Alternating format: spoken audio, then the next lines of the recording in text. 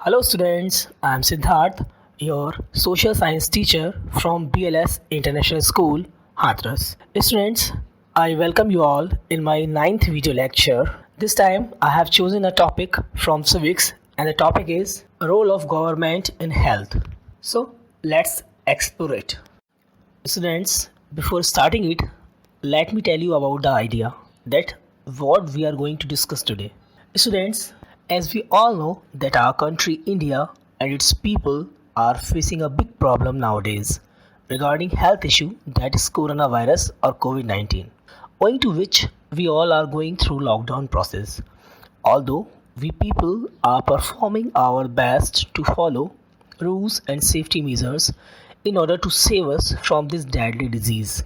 On the other hand, we can also observe the role that our government is playing hard to make all our needs satisfied. Government is not only providing us free checkup and medical treatment to fight with coronavirus but also providing us basic needs to the poor or deprived section of the society.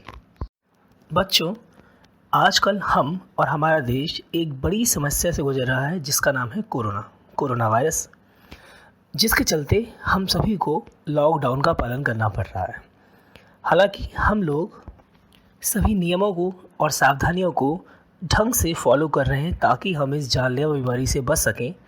वहीं दूसरी ओर हमारी सरकार भी इससे निपटने के लिए भरसक प्रयास कर रही है और साथ ही साथ हमारी बाकी ज़रूरतों को भी पूरा करने की हर कोशिश करती है। सरकार न केवल हमें इस बीमारी से लड़ने के लिए इलाज प्रदान करती है, इसके साथ साथ वे समाज के गरीब लोग या जो गरीब वर्ग हैं उनकी जो बेसिक नीड्स हैं उन्हें भी पूरा करने का प्रयास करती है। इसके साथ साथ डॉक्टर्स, नर्सेज, पुलिस या फिर सभी सफाई कर्मचारी अपनी अपनी जिम्मेदारी को बखूबी निभा रहे हैं। ये सब तभी संभव है क्योंकि हमारी सरकार यहाँ है जो इन सब व्यवस्थाओं को देखती है।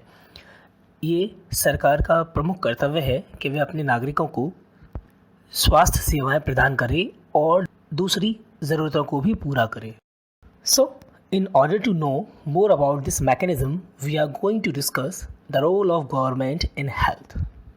Students, this slide starts with the question, what is health? Health means our ability to remain free of illness and injuries. In other words, we can say that it is not healthy to be dull, inactive, anxious or scared for long stretches of time. We all need to be without mental strain. किसी भी तरह की sickness और injury से मुक्त होना ही health है, चाहे वो इंजरी और सिकनेस फिजिकल हो या psychological. Students, health is not only about disease, यानी बीमारी से मुक्त होना ही स्वास्थ्य नहीं है। स्क्रीन पर दी हुई पिक्चर्स को देखकर इन सिचुएशंस को समझिए। बीमारी के अलावा भी कुछ ऐसे फैक्टर्स हैं जिससे हमारी हेल्थ प्रभावित होती है। उदाहरण के लिए, अगर लोगों को पीने का साफ़ पानी मिलता है और अगर वे पॉल्यूशन फ्री इन्वायरमेंट में रहते हैं तो वे हेल्दी होंगे। वहीं दूसरी ओर अगर लोगों को पर्याप्त खाना नहीं मिल पाता या संतुलित भोजन नहीं मिलता और वे किसी ऐसे समुदाय में रहते हैं कि जहां उनकी बेसिक नीड्स भी पूरी नहीं होती, तो देखा जा सकता है कि वे बीमार रहते हैं। तो कहा जा सकता है कि हेल्दी से मतलब हुआ कि हमें एक्टिव रहना चाहिए, सक्रिय और खुश रहना चाहिए, चाहे हम जो भी काम कर रहे हों। अगर आप इनएक्टिव दिखते हैं, परेशान दिखते हैं या फिर आप बेचैन हैं तो इसे हेल्दी होना नहीं कहा जा सकता। In order to prevent and treat illness, we need appropriate healthcare facilities such as health centers, hospital, laboratories for testing, ambulance services, blood bank, etc. that can provide the required care and services that patients need. बीमारियों से बचने के लिए या उनसे लड़ने के लिए हमें कई सारी सुविधाएं चाहिए होती हैं, जैसे कि हेल्थ सेंटर होना, हॉस्पिटल्स होना या फिर ऐसी लैब्स जहां पर टेस्ट हो सकें, एम्बुलेंस सर्विस और ब्लड बैंक। इन सभी सेवाओं को प्रदान करने के लिए हमें आवश्यकता है हेल्थ वर्कर्स की, नर्सेस की, क्वालिफाइड डॉक्टर्स की और health professional such as pathologist जो हमें सलाह दे सकें, बीमारियों की जांच कर सकें और उनका इलाज कर सकें। इसके अलावा हमें दवाएं तथा दूसरे उपकरण जो पेशेंट के ट्रीटमेंट के लिए आवश्यक है उनका होना भी ज़रूरी है। हमें चाहिए कि इन सब सुविधाओं एवं ज़रूरी सामान का ध्यान रखा जाए। Students, in this slide we will talk about public healthcare system. Public healthcare system is a system of hospitals and centers run by the government. India has a large number of doctors, clinics and hospitals. The country also has considerable experience and knowledge in running a public healthcare system. यानी इस public health system के द्वारा government देश के एक large section को, एक बड़ी जनसंख्या को स्वास्थ्य सेवाएं प्रदान करती है जो दूर शहरों और गांवों में बसे हुए हैं। यहाँ पर सरकार पूरा प्रबंध करती है कि सभी लोगों को आधुनिक तकनीक व विज्ञान का इस्तेमाल कर स्वास्थ्य लाभ प्रदान कर सके। But this picture has darker side also that points out how poor the health situation in our country is. With all the above positive developments, we are not able to provide proper healthcare facilities to the people. देश के लोगों के पास स्वास्थ्य सेवाएं तो हैं, लेकिन वे सभी के लिए समान नहीं हैं। हालांकि सरकार अपने लेवल पर सभी के लिए समान प्रबंध करती है, लेकिन फिर भी यहाँ एक काफ़ी बड़ा गैप देखने को मिलता है। इसको समझने के लिए हम एक कहानी कुछ सुनेंगे और जानेंगे। स्टूडेंट्स, जैसा कि मैंने आपको पिछली स्लाइड में बताया कि इंडिया में बेटर हेल्थ फैसिलिटीज़ सभी के लिए नहीं है और किसी हद तक एक समान भी नहीं है। इस वाक़े को अच्छी तरह समझने के लिए हम एक केस को स्टडी करेंगे। दरअसल ये एक कहानी है दो दोस्तों की जिनका नाम रंजन और अमन था। रंजन एक प्रॉस्पेरस फैमिली से बिलोंग करता है, वहीं अमन के पिता मजदूरी कर कर अपना घर चलाते हैं। कई दिनों बाद जब दोनों दोस्त स्कूल में मिलते हैं तो रंजन उसे बताता है कि वह वायरल फीवर से गुजर रहा था। ये सुनकर अमन कहता है, अजीब इत्तेफाक है, मुझे भी वायरल फीवर हुआ था, मैं भी आज कई दिनों बाद स्कूल आया हूँ। रंजन तभी बताता है कि उसके पिता उसे दिखाने के लिए एक प्राइवेट हॉस्पिटल में ले गए थे। वो प्राइवेट हॉस्पिटल किसी 5 स्टार होटल जैसा दिखता था।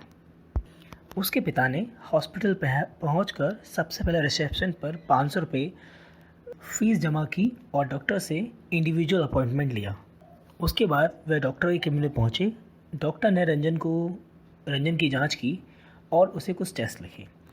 उसके बाद वह हॉस्पिटल में टेस्ट कराने गया। हॉस्पिटल काफ़ी शानदार था और वहाँ पर काफ़ी सफाई भी थी।